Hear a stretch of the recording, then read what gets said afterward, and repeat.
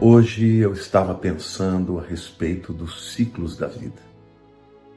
Estava pensando sobre as estações do ano.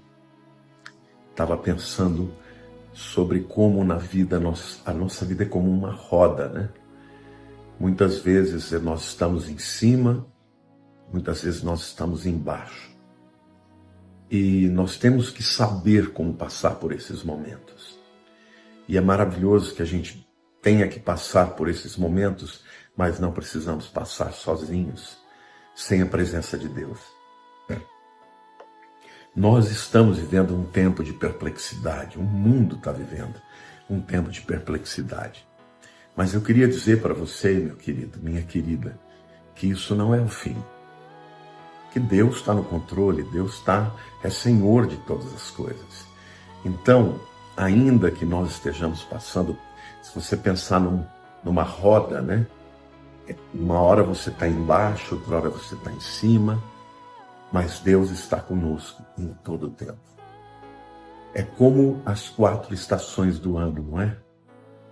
A primavera é um tempo de esperança, porque é um tempo em que as flores começam das árvores a aparecer, não é isso? A árvore fica verde, a temperatura é agradável, os passarinhos ficam alegres, eles cantam, fazem algazarra. O outono é um tempo de colheita, é um tempo de frutos, não é? É um tempo maravilhoso também. Mas aí o céu começa a ficar mais cinza, começa a temperatura a esfriar, as folhas das árvores começam a cair, os frutos já foram consumidos e toda a natureza se prepara para o inverno. E no inverno tudo fica mais cinza, tudo fica mais sombrio, não é? E a vida é assim também. Alguns chegam a comparar, né, as 4 estações da vida como se fossem a infância, né, a juventude, a maturidade e a velhice. Mas eu prefiro pensar diferente. Eu prefiro pensar que a vida tem um ciclo mesmo nas nossas idades, quando nós vamos envelhecendo. Porque às vezes a gente passa por uma luta, por uma tribulação que é representada pelo inverno da vida, mas depois logo vem a primavera de novo. Logo as circunstâncias melhoram, logo as oportunidades se apresentam de novo. Então, meu querido, eu queria que você se lembrasse disso. E talvez você esteja passando por um momento aí de primavera, talvez você esteja com muitos sonhos, as coisas estejam indo bem na sua vida. Graças a Deus, porque Deus está por detrás disso. Talvez você esteja vivendo momentos em que você se sinta na contramão da história. Está todo mundo tendo dificuldades, passando por lutas, e você esteja vivendo momentos de bênção, de abundância. Glória a Deus se isso estiver acontecendo na tua vida. Mas talvez também, meu querido, você esteja vivendo aquele momento de começar a perceber as folhas caírem. Talvez seja aquele momento de retroceder um pouco, né? De ficar um pouco mais quieto, pensando um pouco mais na vida, refletindo, né? Se preservando. E talvez você esteja passando pelo inverno mesmo. E o inverno, então, é aquela estação onde nada produz, onde não tem uma folha, onde o vento é frio, não é? Mas não se esqueça, depois do inverno vem a primavera de novo. Eu pensei muito nisso hoje, porque eu levantei hoje bem cedinho e tá bem nublado, né? Tá um dia nublado, e eu fiquei pensando nessas estações da vida. Queria que você soubesse, meu querido, minha querida, que vai passar. Se você está passando por um momento difícil, vai passar. Tudo na vida é passageiro. Só tem uma coisa na vida que é permanente, que é o amor de Deus, e a sua presença, e a sua palavra, e as suas promessas. Então, lembre-se, há um texto na Bíblia que eu amo, que diz: todas quantas são as promessas de Deus, tem nele o sim, e por ele o amém, para a glória de Deus, por nosso intermédio. Eu não sei se você está ouvindo o barulho dos passarinhos que acordaram. E eles estão alegres, estão cantando. E eu aqui estou falando e meditando com vocês, me alegrando. Porque se Deus cuida dos passarinhos tão pequeninos, tão lindos, tá uma algazarra aqui, gente. Ele também cuida de mim, Ele também cuida de você. Amém? Glória a Deus. Eu também queria, antes de começar a orar, a ministrar sobre a sua vida, pensar no Salomão, né? O grande Salomão. Um homem que nasceu em berço de ouro, filho do grande rei Davi, e cresceu, né, com este legado, com esse chamado de ser rei de Israel. E Salomão foi um homem um jovem que, quando teve que assumir o trono, ele buscou a Deus sabedoria, e Deus se agradou da oração dele e deu a ele uma grande sabedoria como nenhum outro homem jamais teve. Mas mesmo este homem sábio, ele teve assim momentos de insanidade, né? Seguindo após outros deuses por conta das mulheres com as quais ele casou. Mas este homem escreveu 3 livros de sabedoria na Bíblia, que refletem bem a nossa história. O primeiro deles, ele estava na exuberância da mocidade, ele era muito jovem, apaixonado por Sunamita, e ele escreve então Cantares de Salomão. Um livro cheio de vigor, cheio de paixão, né, de romantismo. E é lindo a gente ver ali o amor de um homem por uma mulher, mas também enxergar ali o amor de Cristo pela igreja. Depois, por volta dos 40 anos, ele escreve o livro de Provérbios. Ali ele está na maturidade da vida e ele vai governar Israel e lidar com todas as demandas, as responsabilidades. Então, a sabedoria que Deus deu a ele foi, assim, essencial para os acordos de paz que ele fez, mas também nós podemos aprender muito, porque o livro de Provérbios aborda muitos assuntos importantes na vida. Como nos portarmos, como usarmos a boca e a língua de maneira sábia, né? Porque a gente sabe que pessoa que fala demais, que usa a palavra impropriamente, acaba morrendo pela boca, né? E o último livro que ele escreveu é o livro de Eclesiastes.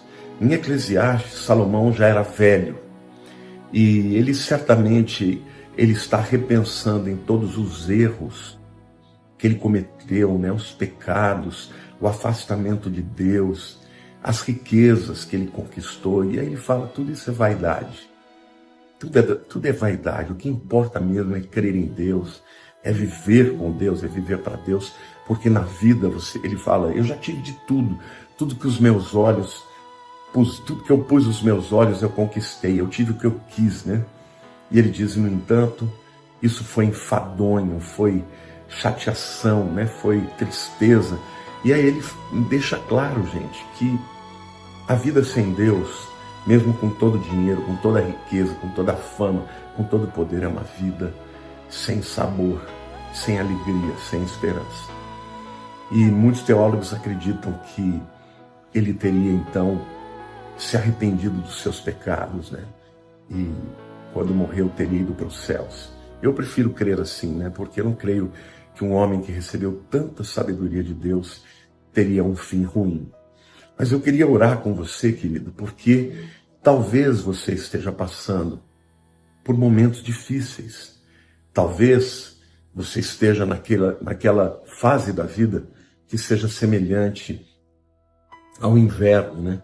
Onde as coisas todas estão paradas, onde não há folhas nas árvores, onde não existe o frescor, o perfume das flores, onde não há frutos, onde você está vivendo com o que você amealhou e está passando por lutas e dificuldades. Nessa hora, confie em Deus, porque Deus é bom.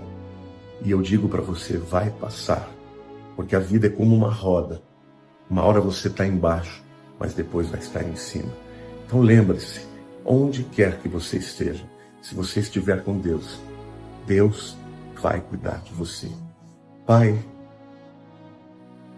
eu quero em primeiro lugar te agradecer, Senhor. Te agradecer por essa certeza, Senhor, de que o Senhor está conosco. Senhor, nós somos tão frágeis, Senhor, diante da vida. Nós somos tão frágeis porque vivemos o dia a dia, Senhor, sem saber aquilo que enfrentaremos, as lutas que teremos.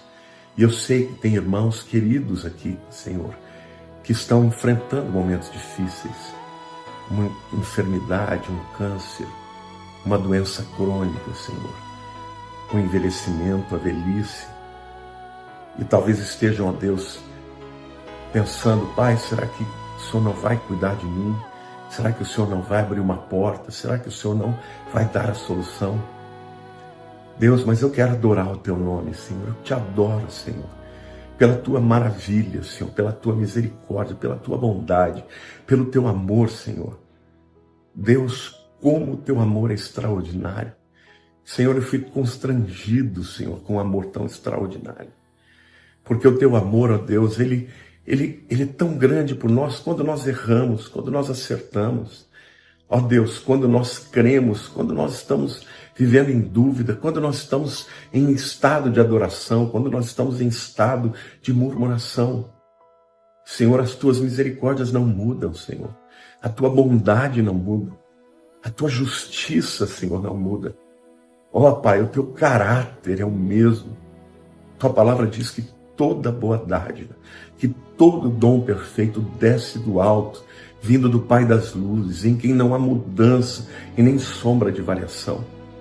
Senhor, que gostoso, que maravilhoso é saber que o Senhor é um Deus imutável na sua força, no Teu resplendor, no Seu poder, mas também na Tua misericórdia, Senhor.